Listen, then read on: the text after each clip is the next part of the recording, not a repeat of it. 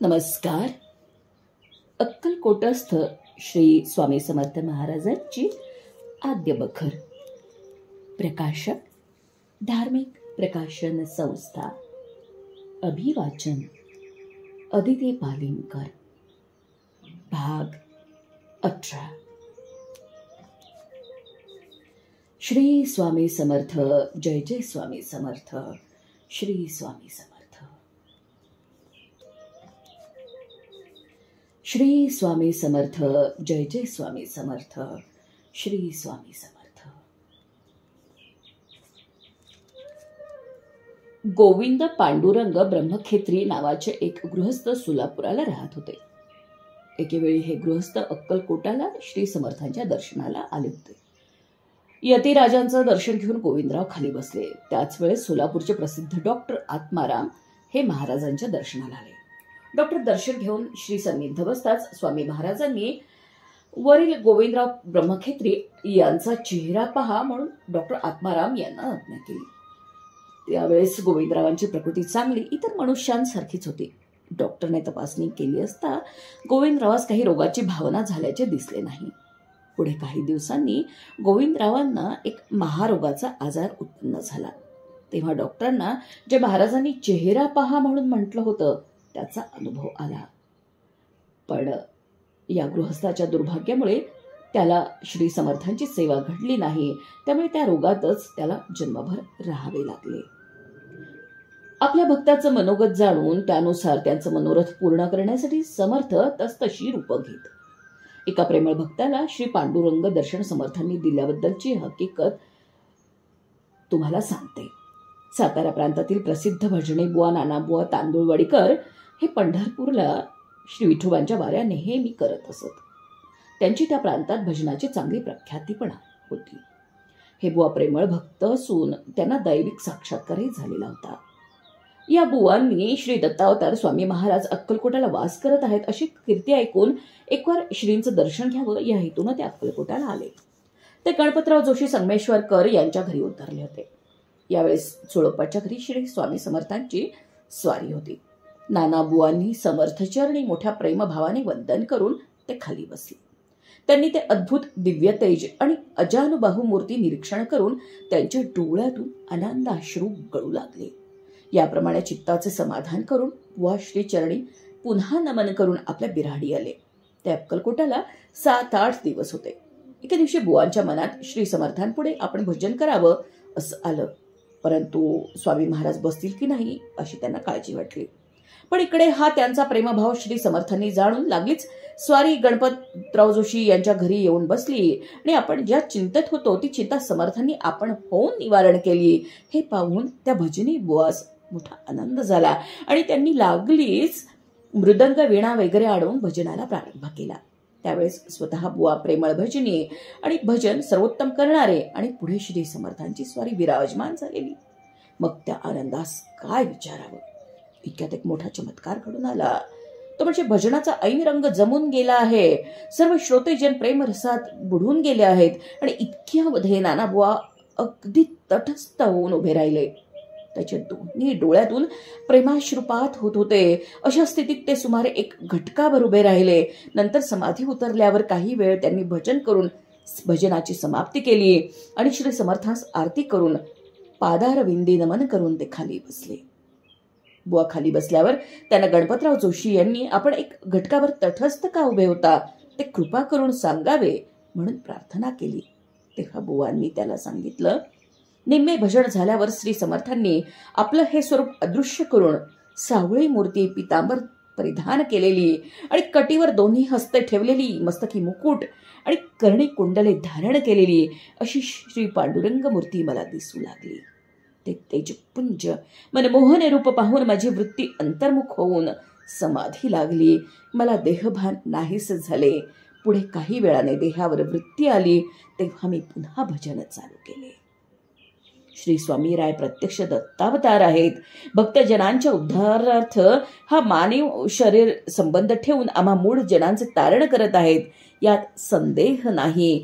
याप्रमाणे श्री पांडुरंग दर्शन झाल्यावर नानाबुवा आणखी काही दिवस तेथे राहून त्यांनी मनोमन स्वामीरायांची सेवा केली आणि आज्ञा घेऊन नंतर ते आपल्या गावी गेले.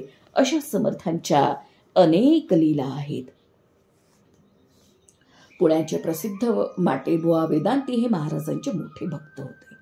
महाराज अवतारी असल्याबद्दल त्यांच्या मनाची पूर्ण खात्री होऊन श्री दत्तरूप समजून मोठेबुवा महाराजांची भक्ती करत असत.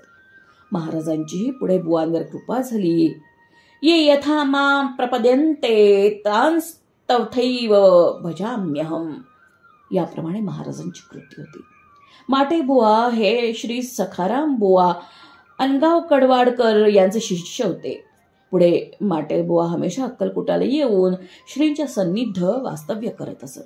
ते मोठे वेदांती असून कीर्तनात वेदांत विषयाच्या उत्कृष्ट रीतीने ते प्रतिपादन करत असत. यांची पुणे प्रांतात प्रसिद्धी होती आणि त्यांचं शिष्यमंडळही मोठं होतं. रामकृष्ण बुवा पुराणिक, ते पुराण सांगण्याविषयी त्यांची मोठी प्रख्याती होती. त्यांच्यावर महाराजांचंही प्रेम होतं. पुराणिक बुवा अक्कलकोटाला एक वेळ भागवताचा सप्ताह त्यांनी केला. तेव्हा 7 दिवस एकसारखे बसून महाराजांनी पुराण श्रवण केलं. याप्रमाणे महाराज एकसारखे बसून पुराण श्रवण केल्याचं हे एवढं एकमेवच उदाहरण आहे.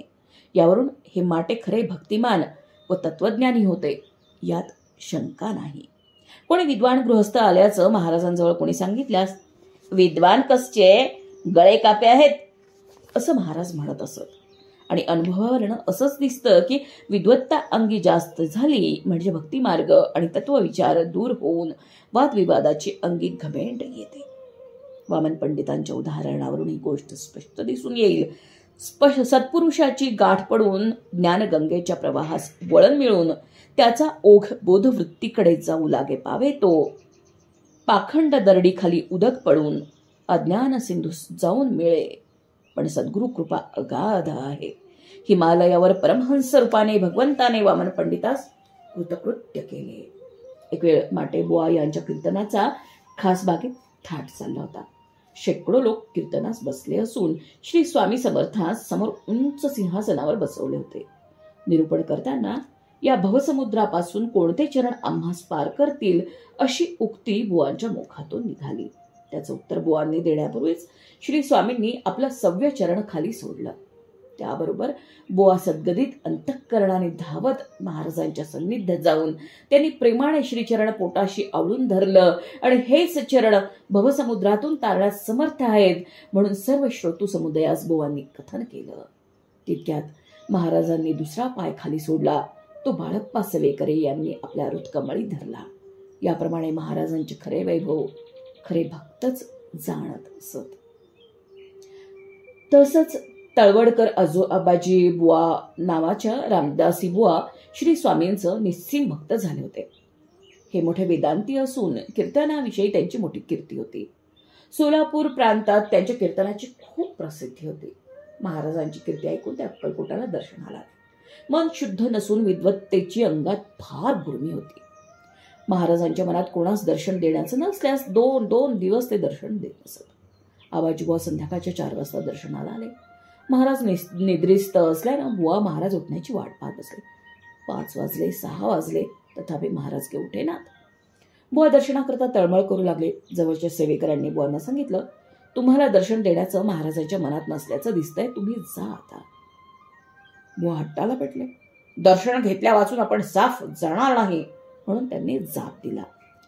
महाराजांपुढे कुणाचा हट्ट चालणार. 7 वाजले, 8 वाजले तरी महाराज उठले नाहीत. तेव्हा कंटाळून बुवा बिराडी केले. ते केल्याबरोबर महाराज उठून बसले. त्यांना निद्रा कसली. बुवाला दर्शन देण्याचं नसल्याने ते निद्रिस्त राहिले. दुसऱ्या दिवशी प्रातःकाळी महाराज उठले. ते एका किरड्यावर जाऊन बसले. बुवा येई पावे तो तिथेच होते. बुवाने येऊन दर्शन घेतलं. तितक्यात, अरे 2 घागरी घेऊन या म्हणून महाराजांनी सेवेकरांना सांगितलं. त्याप्रमाणे घागरी आल्या. त्या बुवांसमोर पालथ्या घातल्या. या कृतीने उपड्या घड्यावर पाणी या म्हणीचा अर्थ महाराजांनी बुवांना स्पष्ट करून दाखवला. व्यर्थ भाराभार केले पाठांतर, जोवरी अंतर शुद्ध नाही.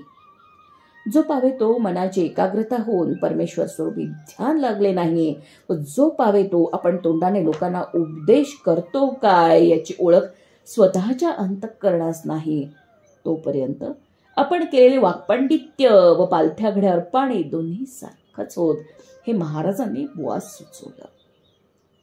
दुसऱ्याही बुवांच्या मनात ओळख पटावी अशा तऱ्हेच्या काही गोष्टी खूण पटवून आपल्या अंतरसाक्षीत्वाबद्दल त्यांनी त्याची खात्री केली. बुवा शून्यच होता. महाराजांच्या कृतीचा अतिशय आशय मनात समजून त्यानं आपली स्थिती सुधारली आणि पश्चाताप पाहून तो महाराजांच्या चरणी लीन झाला. 15 दिवस महाराजांसन्निध राहून त्यानं श्री स्वामींची कृपा संपादन केली. तो नित्य कीर्तन करत असे. महाराज फिरत फिरत शिरोळे गावी गेले. तिथे आबाजी बुवा यांनी आपल्या गुरुची पुण्यतिथी केली. महाराज त्या दिवशी भोजनास तर गेले नाहीतच, पण त्यांनी स्नानही केले नाही. त्यांची लीला तेच जाणवत. दुसऱ्या दिवशी सांगवी गावी जाऊन महाराज जेवले. पुढे बुवांनी महाराजांची प्रार्थना करून प्रसाद मागितल्यावरून आपल्या खडावा त्याला प्रसाद दिल्या. त्यांची भक्तिपूर्वक पूजा अर्चा करून ते आनंदाने राहिले. अशा समर्थांच्या अनंत लीला आहेत. अक्कलकोटस्थ श्री स्वामी समर्थ महाराजांची आद्य बखर भाग 18 समाप्त. क्रमशः